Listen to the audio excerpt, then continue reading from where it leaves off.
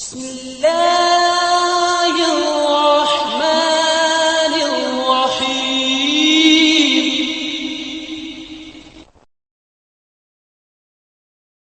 السلام علیکم ورحمۃ اللہ وبرکاتہ.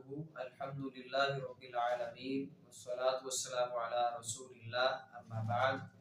اللہم صلی وسلم علی نبینا محمد وبارک وسلم علیہ.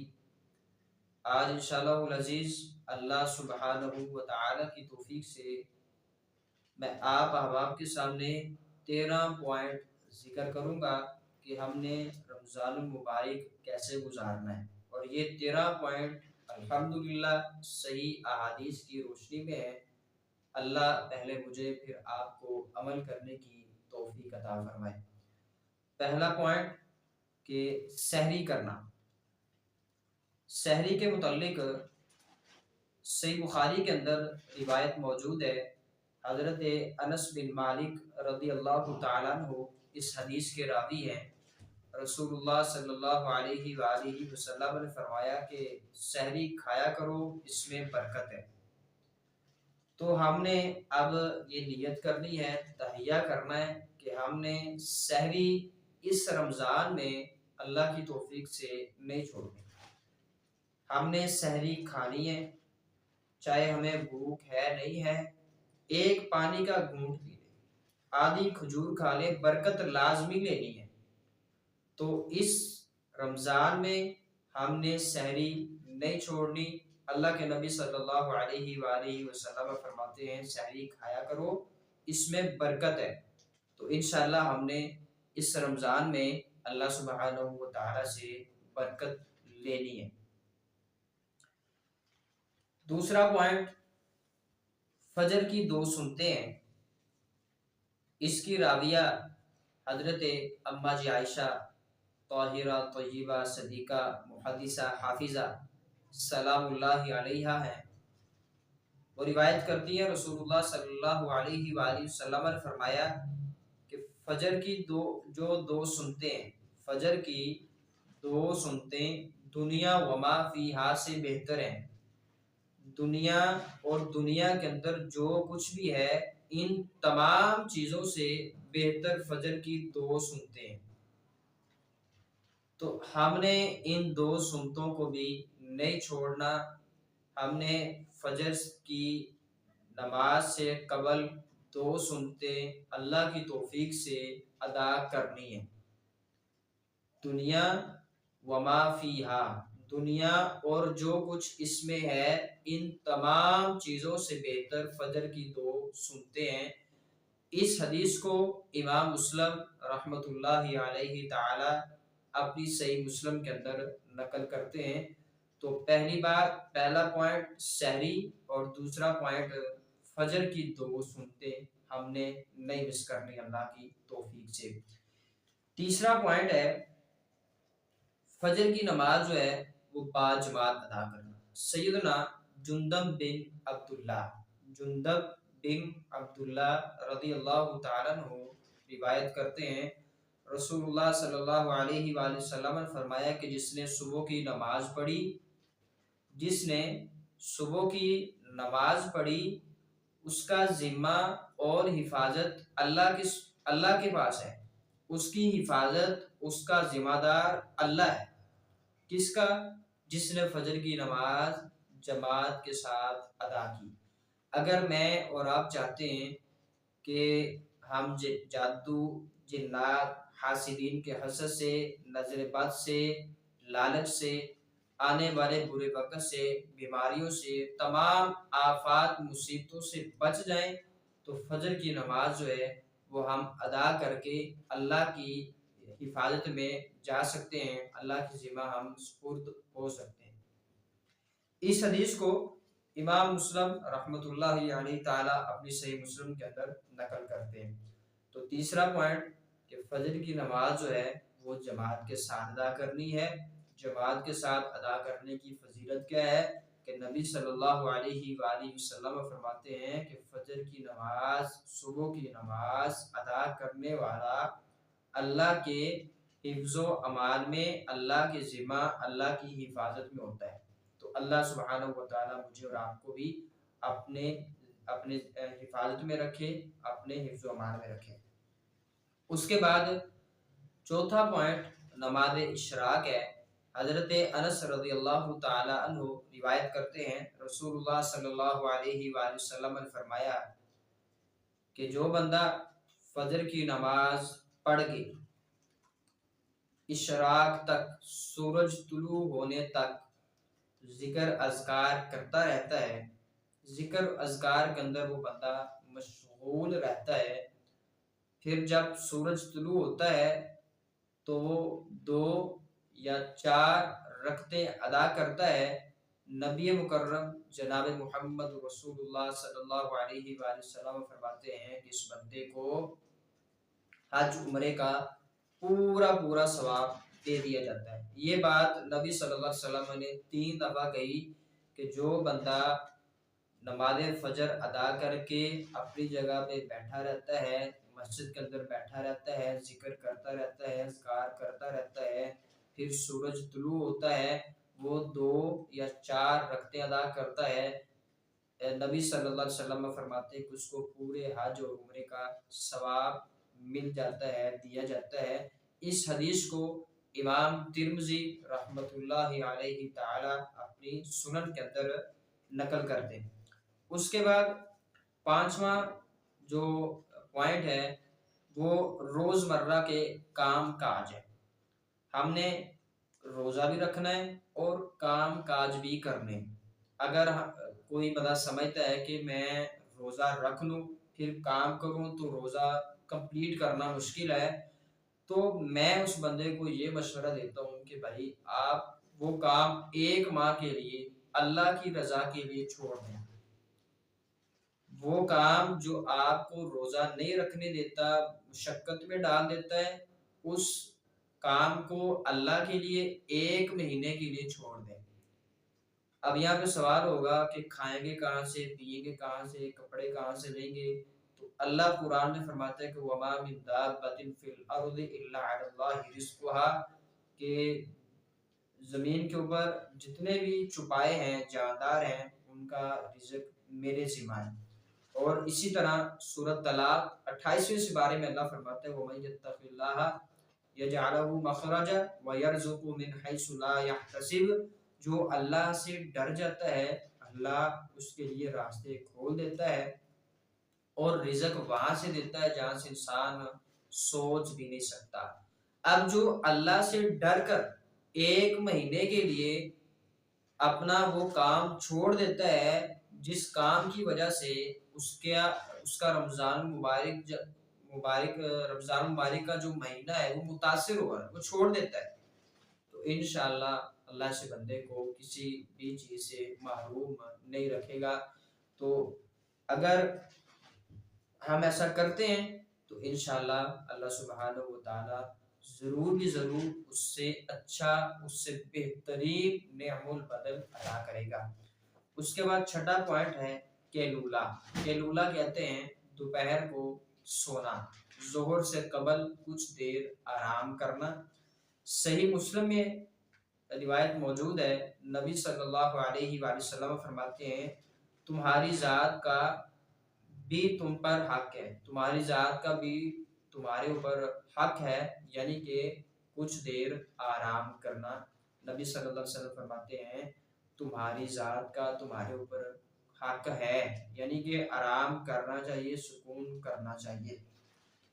اسی طرح المعجم الاوسط کے اندر روایت موجود ہے کہ نبی صلی اللہ علیہ وسلم فرماتے ہیں کیلولا کیا کرو، کیلولا کیا کرو، کیونکہ شیطان کیلولا نہیں کرتا۔ کیلولے سے مراد ظہر سے پہلے تھوڑی دیر سونا، اس کو کیلولا کہتے ہیں۔ نبی صلی اللہ علیہ وسلم فرماتے ہیں شیطان کیلولا نہیں کرتا، تم کیلولا کیا کرو۔ اس کے بعد 7واں پوائنٹ نماز ظہر ہے۔ اللہ کے نبی صلی اللہ علیہ وآلہ وسلم فرماتے ہیں، سنن ترمذی کے اندر یہ روایت موجود ہے کہ جو بندہ فرض نماز کے علاوہ 12 رکعتیں پورے دن کے اندر ادا کرتا ہے، اللہ اس کا گھر جنت کے اندر بنا دیتا ہے۔ پہلے 2 فجر کی سنتیں، فجر کی 2 سنتیں، ظہر سے قبل 4 سنتیں 6، اور اسی طرح ظہر کے بعد 2 سنتیں 8، اسی طرح مغرب کے بعد 2 سنتیں 10، اور اسی طرح عشاء کی نماز کے بعد 2 سنتیں 12 رکعتیں بنتی ہیں۔ نبی مکرم جناب محمد رسول اللہ صلی اللہ علیہ وسلم فرماتے ہیں جو بندہ یہ 12 رکعتیں ادا کرتا ہے اللہ سبحانہ و تعالی اس کا جنت کے اندر ایک گھر بنا دیتا ہے۔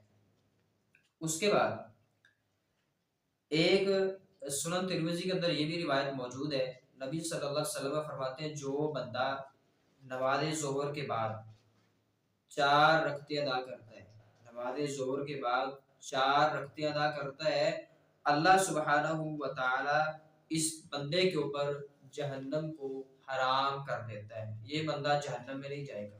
کون؟ جو بندہ نماز ظہر کے بعد 4 رکعتیں ادا کرتا ہے۔ اس کے بعد 8واں پوائنٹ ہے نماز عصر۔ اب یہ نماز عصر جو ہے اس کا اسلام کے اندر بڑا ہی ایک مقام ہے، اہمیت ہے، فضیلت ہے۔ اللہ سبحانہ و تعالی قرآن مجید میں فرماتا ہے کہ تم نمازوں کی حفاظت کرو، اور آگے فرمایا کہ صلاۃ الوسطیٰ، درمیانی نماز۔ درمیانی نماز کون سی ہے؟ فجر، ظہر، مغرب، عشاء، ان چاروں نمازوں کے درمیان نماز عصر آتی ہے۔ تو قرآن مجید میں اللہ فرماتا ہے کہ تم نماز عصر کی جو درمیانی نماز ہے اس کی حفاظت کرو۔ اس کے متعلق سنن ترمذی کے اندر روایت موجود ہے، اللہ اپنے اس بندے پر رحم فرمائے جو عصر سے پہلے 4 رکعتوں کا اہتمام کرتا ہے۔ اس سے مراد 4 سنتے ہیں۔ اذان ہوئی، بندہ اٹھتا ہے، وضو کرتا ہے، نماز کھڑی ہونے سے پہلے 4 رکعتیں ادا کرتا ہے۔ نبی صلی اللہ علیہ وسلم فرماتے ہیں اللہ اس بندے کے اوپر اپنی رحمت فرمائے، رحم فرمائے۔ اگر میں اور آپ چاہتے ہیں کہ ہم اس دعا کے مصداق بنیں کہ نبی صلی اللہ علیہ وسلم فرمائے کہ اللہ اس کے اوپر رحم فرمائے جو یہ 4 رکعتیں ادا کرتا ہے، تو اس دعا کا مصداق بننے کے لیے مجھے اور آپ کو عصر سے قبل 4 سنتیں ادا کرنی ہیں، اور انشاءاللہ ہم نے کرنی ہے۔ ہم نے نبی صلی اللہ علیہ وسلم کی دعا کو لینا ہے۔ ایک دعا وہ جو میں اور آپ ایک دوسرے کو دیں، والدین دیں، اساتذہ دیں، دوست احباب دیں، ایک وہ دعا جو رسول اللہ صلی اللہ علیہ وسلم دے۔ آپ نے فرمایا کہ اللہ اس کے اوپر رحم فرمائے جو 4 رکعتیں عصر سے پہلے ادا کرتا ہے۔ تو ہم نے انشاءاللہ یہ 4 جو سنتے ہیں وہ بھی ادا کرنی ہے۔ اور اسی طرح ایک حدیث میں آتا ہے، یہ حدیث سنن ابو داود کے اندر ہے، نبی صلی اللہ علیہ وآلہ وسلم فرماتے ہیں وہ شخص جس کی نماز عصر فوت ہو گئی، گویا کہ اس کا اہل، اس کے اہل و عیال، گھر والے، اس کا مال و دولت ہر کچھ برباد ہو گیا، ہر کچھ برباد ہو گیا۔ کس کا؟ جس کی نماز عصر رہ گئی۔ اسی طرح سے بخاری کے اندر روایت موجود ہے، نبی صلی اللہ علیہ وآلہ وسلم کی نماز عصر فوت ہوئی، وہ مشرکین مکہ کے ساتھ جنگ کرتے ہوئے رہ گئی، قضا ہوئی، تو نبی صلی اللہ علیہ وآلہ وسلم نے فرمایا، بد دعائیں دی، آپ نے فرمایا کہ اللہ ان مشرکوں کی قبروں کو جہنم کی آگ سے بھر دے جن کی وجہ سے میری عصر کی نماز فوت ہو گئی، رہ گئی، قضا ہوئی، او کما قال نبی صلی اللہ علیہ وسلم۔ اب یہاں پہ بعض احباب کہتے ہیں کہ نبی صلی اللہ علیہ وسلم نے سورج کو انگلی کے ساتھ اشارہ کر کے دوبارہ طلوع کیا، تو یہ بات کتاب و سنت سے ثابت نہیں۔ سورج کا طلوع ہونا، غروب ہونا، یہ اللہ کا نظام قدرت ہے، اور اللہ کے نظام قدرت کو اللہ ہی چلاتا ہے، اللہ ہی چلائے گا، اللہ ہی چلاتا آ رہا ہے۔ اللہ کے نظام قدرت کو چلانے کے لیے کسی بھی انسان کے پاس اتنی طاقت، وسعت نہیں ہے، جبکہ نبی صلی اللہ علیہ وآلہ وسلم اللہ کے محبوب تھے، پیغمبر تھے، آپ صلی اللہ علیہ وسلم اللہ کے لاڈلے تھے، لیکن اللہ کے وہ عبادت کرنے والے تھے، اللہ خالق تھا، نبی صلی اللہ علیہ وسلم مخلوق تھے، تو مخلوق اللہ کے جو انتظامات ہیں، معاملات ہیں، ان میں دخل اندازی نہیں کر سکتی۔ اس کے بعد افطاری ہے، تو افطاری جو ہے یہ بر وقت کرنی چاہیے. مثال کے طور پر پہلا روزہ مثال دے رہا ہوں کہ شام 5 بجے افطار ہوتا ہے. ہمارے عموماً مساجد کے اندر اگر 5 بجے افطاری ہے تو وہ پہلے خود روزہ افطار کر کے پھر مسجد کے اندر اعلان کریں گے کہ روزی جو افطاری کا ٹائم ہو چکا ہے. تو ہم نے کسی کے اس الارم کا جو ہے وہ انتظار نہیں کرنا. جیسے ہی آپ کو معلوم ہو کہ کہیں اذان ہو رہی ہے آپ روزہ افطار کر لیں. کیا کر لیں؟ روزہ آپ نے فوری افطار کر لینا ہے. یہ جو ہمارے پاکستان کے اندر یہ مساجد کے اندر وہ الارم چلائے جاتے ہیں، عجیب و غریب طریقے سے لوگوں کو بتایا جاتا ہے کہ جو ہے وہ افطاری کا ٹائم ہو چکا ہے، یہ طریقہ سراسر غلط ہے، کتاب و سنت سے ثابت نہیں. اذان دینا یہ ثابت ہے کہ اذان ہو تو بندہ جو ہے وہ روزہ افطار کر لے. تو روزہ افطار کرنے سے قبل ہم نے بسم اللہ پڑھنی ہے. بسم اللہ پڑھ کے ہم نے کھجور کھانی ہے، پانی پینا ہے. کھجور اور پانی پی کے، کھجور کھا کے پانی پی کے جو مسنون دعا ہے سنن ابن ماجہ کے اندر آتی ہے، نبی صلی اللہ علیہ وآلہ وسلم دعا پڑھا کرتے تھے: ذهب الظمأ وابتلت العروق وثبت الاجر ان شاء اللہ. رگیں تر ہو گئیں، پیاس بجھ گئی اور میرا اجر جو ہے وہ ثابت ہو گیا. اس کے علاوہ کوئی بھی دعا افطاری کے وقت پڑھنا رسول اللہ صلی اللہ علیہ وسلم سے ثابت نہیں. یہ دعا ذهب الظمأ وابتلت العروق وثبت الاجر ان شاء اللہ، یہ نبی صلی اللہ علیہ وسلم سے صحیح سند سے ثابت ہے. اس کے بعد نماز عشاء اور نماز تراویح ہے. نبی مکرم جناب محمد رسول اللہ صلی اللہ علیہ وآلہ وسلم فرماتے ہیں کہ جو بندہ نماز فجر اور نماز عشاء جماعت کے ساتھ ادا کرتا ہے اس کو ساری رات قیام کرنے کا اجر ملتا ہے. تو ہم نے اب یہاں اس مہینے میں ڈبل اجر لینا ہے، ایک فجر کی نماز جماعت کے ساتھ ادا کر کے، دوسرا عشاء کی نماز جماعت کے ساتھ ادا کر کے، اور تیسرا ہم نے قیام اللیل تراویح نماز تراویح بھی ادا کرنی ہے. نبی صلی اللہ علیہ وسلم فرماتے ہیں: من قام رمضان ایمانا و احتسابا، جس نے رمضان کے مہینے رکھے اور قیام اللیل کیا ایمان کی نیت سے، اجر کی نیت سے، اس کے اللہ اگلے پچھلے تمام گناہ جو ہیں وہ معاف کر دے گا. او کما قال نبی صلی اللہ علیہ وآلہ وسلم. اور اس کے بعد 11واں پوائنٹ ہے رات کے آخری پہر میں خصوصی عبادات دعائیں کرنا. آپ سمجھتے ہیں کہ کوئی بیمار ہے، کوئی مقروض ہے، کوئی قرض کے اندر مبتلا ہے، پریشان ہے، تنگ دست ہے، تو صحیح بخاری کے اندر روایت ہے نبی صلی اللہ علیہ وآلہ وسلم فرماتے ہیں کہ اللہ ہر رات آسمان دنیا کے اوپر آتا ہے، اللہ فریاد کرتا ہے کوئی بیمار جو مجھ سے شفا مانگے، ہے کوئی بے روزگار جو مجھ سے رزق مانگے. تو ہم نے آخری پہر اللہ سے دعائیں کرنی ہے. آپ جو ہے وہ اپنی نماز تراویح جو ہے وہ آپ پڑھیں، وطر جو ہے اس کو چھوڑ دیں.